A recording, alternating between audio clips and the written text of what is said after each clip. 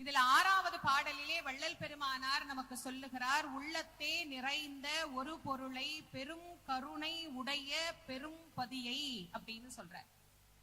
பெரும் கருணை உடைய பெரும் பதி என்று சொல்லக்கூடிய நம்முடைய தலைவனை நாம் எங்கே நிறுத்த வேண்டும்? உள்ளத்தே நிறுத்த வேண்டும். இறைவனை உள்ளத்திலே நிறுத்தினால்தான், அந்த சிந்தையில் இருந்து தவறாது நாம் இருந்தால்தான் பெரும்பதியை அடைய முடியும் என்கின்ற தத்துவத்தை மிக எளிமையாக நமக்கு எடுத்துரைத்தவர் பெருமானார். அத ரொம்ப அழகா நம்ம இப்படி ஒரு கதையில உங்களுக்கு நான் சொல்றேன். என்னுடைய குருநாதர் வள்ளல் வாரியார் சுவாமி அவர்கள் அடிக்கடி இந்த வரலாற்றை குறிப்பிடுவார்கள். ஜனக மகாராஜாவை பாக்குறதுக்காக ஒரு முறை சுகபிரம்ம மகரிஷி அவர்கள் வந்திருந்தார்கள். வாயிலே இருக்கிற அந்த காவல்காரனை பார்த்து போய் மகாராஜா கிட்ட ஸ்ரீ ஸ்ரீ சுகபிரம்ம மகரிஷி அவர்கள் வந்திருக்கிறார்கள்னு சொல்லுப்பா அப்படின்னு. அவர் உள்ள போய் சொன்னார், மகாராஜா வணக்கம், தங்களை காண ஸ்ரீ ஸ்ரீ சுகபிரம்ம மகரிஷி அவர்கள் வந்திருக்கிறார்கள் அப்படின்னு சொன்னார். அவருடனே சொன்னாரு, எனக்கு அவரை மட்டும்தான் பார்க்கணும்னு ஆசை, கூட இருக்கிறவங்களை எல்லாம் விட்டுட்டு அவரை ஒண்டி வர சொல்லுன்னு. அவர் சொன்னார், இல்ல இல்ல அவர் ஒருத்தர் தான் வந்திருக்கிறாரு, வேற யாரும் கூட எல்லாம் இல்லன்னு. நான் சொன்னதை அவருக்கு புரியவே கொஞ்சம் காலமாகும், உனக்கு இப்ப புரியாது, நான் சொன்னதை மட்டும் நீ போய் சொல்லுப்பான்ட்டார். அவர் நேரம் அங்க இருந்து போய் அவர்கிட்ட சொன்னாரு, ஐயா உங்க கூட இருக்கிறவங்களை எல்லாம் விட்டுட்டு உங்களை மட்டும்தான் ராஜா உள்ள வர சொன்னாருன்னு. அவர் இப்படி ஒரு வாட்டி இப்படி சுத்தி பார்த்தார். பார்த்துட்டு சொன்னாரு, அந்த பேருக்கு பின்னால நீண்டுகிட்டே போகுதே ஸ்ரீ ஸ்ரீ சுகபிரம்ம மகரிஷி அவர்கள், இதெல்லாம் கட் பண்ண, இதெல்லாம் என்னத்துக்கு வேணாம், ஒண்ணும் வேண்டாம். சுகன் வந்திருக்கிறான் அப்படின்னு சொல்ல பாடினார். போனார், ஐயா சுகன் வந்திருக்கிறான்னு சொல்ல சொன்னார். இப்ப உள்ள வர சொல். உள்ள வந்தார். உலகறிந்த ஞானி. அவருக்கு இப்படி எல்லாருக்கும் முன்னாடி சபையில உட்கார வச்சா புத்தி சொல்ல முடியாது இல்ல. அவரை கூப்பிட்டு உட்கார வச்சுட்டு, நம்ம நாட்டுல மரண தண்டனை விதிக்கப்பட்ட கைது யாராவது இருக்காங்களான்னு கேட்டார் ராஜா. அவர் உடனே சொன்னாரு, ஒரே ஒருத்தர் இருக்கிறாரு. அவரை கூட்டிட்டு வா.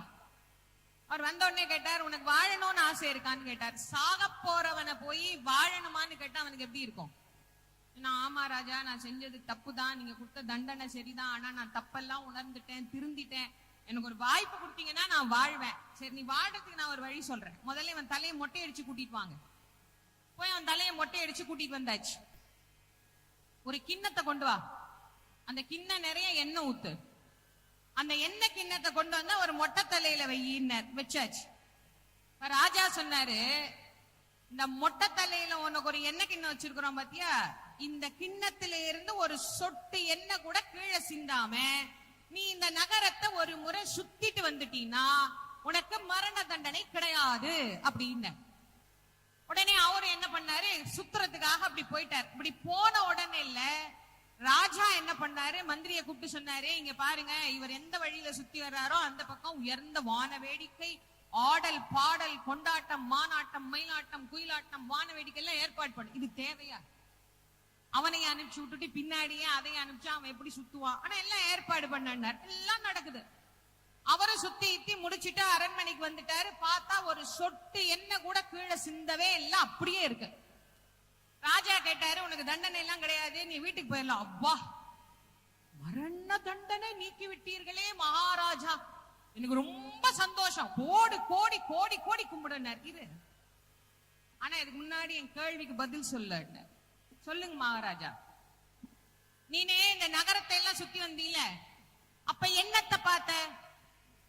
கொஞ்சம் நான் என்னத்தை பார்த்தேன், கிண்ணத்தை தான் பார்த்தேன். என்னது? நான் ஒண்ணுமே பார்க்கல மகாராஜா, நான் கிண்ணத்தை தான் பார்த்தேன். ஏன்?